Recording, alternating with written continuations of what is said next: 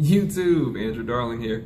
Hey, what's going on, everybody? After the announcement yesterday of the new iPhone 6, I had a couple thoughts, and I shared them on Twitter, and I shared a little bit on Google Plus what I thought about it.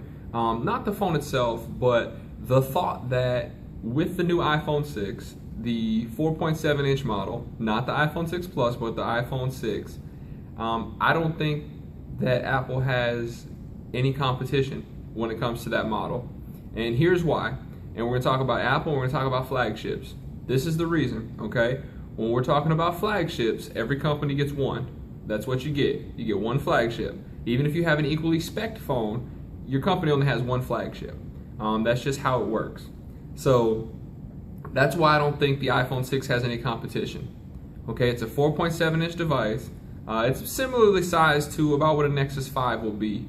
But the reason I say that is because of all of the flagship devices, they're all over 5 inches. The smallest flagship device is 5.2 inches, and that's the new Moto X, which isn't technically out yet. But everything else is over 5 inches in screen size.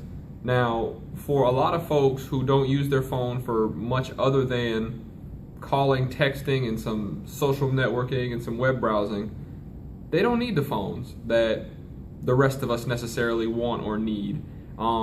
There's also another part too, that when talking about flagships, like I said, each company gets one. The 4.7-inch model is Apple's flagship. The iPhone 6 Plus, while equally spec'd and while great, it's not a flagship. Here's why. When you add an extra adjective to a device, that's not the flagship. The examples that come to mind are if you add plus. Okay, so if you have the iPhone 6 Plus, not a flagship. Galaxy S5 Active, not a flagship. If you add Mini or the Xperia, the Z3 Compact, if you add any of those adjectives to it, it's not a flagship. And there are other ones, Duos, but that more just talks about SIM cards and whatnot. So this is why there's no competition for the iPhone 6. Now listen, I'm an Android fan. I wouldn't call myself a fanboy, but I'm an Android fan. I use Android. I've used iOS in the past, but I've never really used it as my my primary device. And the reason is just I don't prefer iOS. I don't. I prefer Android. I prefer what it allows you to do. That's my thinking. But here's why there's not a whole lot of competition for it. Galaxy S5, okay, it's only 5 inches, and the camera's solid, but the optimization is terrible. The LG G3, 5.5-inch display, much bigger phone. The Sony Xperia Z3, bigger phone, nice design language, bigger phone. The HTC One M8, great phone, amazing design language, but it's also larger. And with the boom sound, it makes it feel larger in the hand as well. I mean, we can talk about the OnePlus One. They only have one device, so they have a flagship. And this is what I really want to talk about. Samsung is probably the only company that is close to having two flagships, and that's with their Note line. But that's just what it is. It's a line. It's not their flagship device. The Galaxy S5 is their flagship device.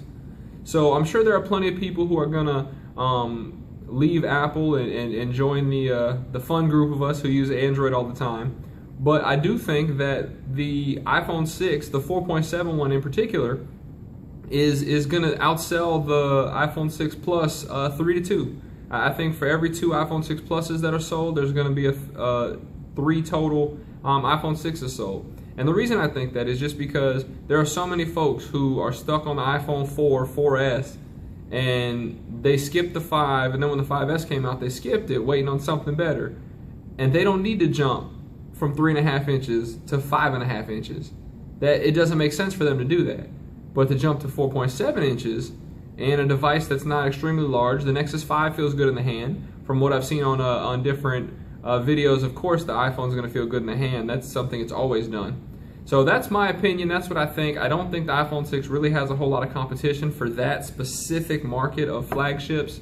And like I said, a flagship device is just that. That is the one thing that your company produces in the mobile space that it's the face of your company.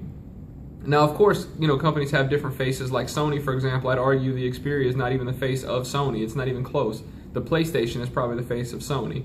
but there are different brands. I'm sure Samsung, LG, everybody has a flagship TV, they have a flagship Blu-ray player, they have a flagship whatever. But as far as phones go, for Samsung it's the Galaxy S5, for LG it's the G3, for Sony it's the Xperia Z, HTC of course is the One M8. Those are the flagships. They're all significantly larger than the iPhone 6, the 4.7-inch version. So those are my thoughts. What do you guys think below? Clearly, it's probably a little bit different than what a lot of folks have thought, but let me know in the comments below. What do you think? What's a flagship to you? Would you consider an Apple device? Maybe, maybe not. Let me know what you think in the comments below, and we'll kind of go from there. You guys have a wonderful day, YouTube, and we'll talk to you soon.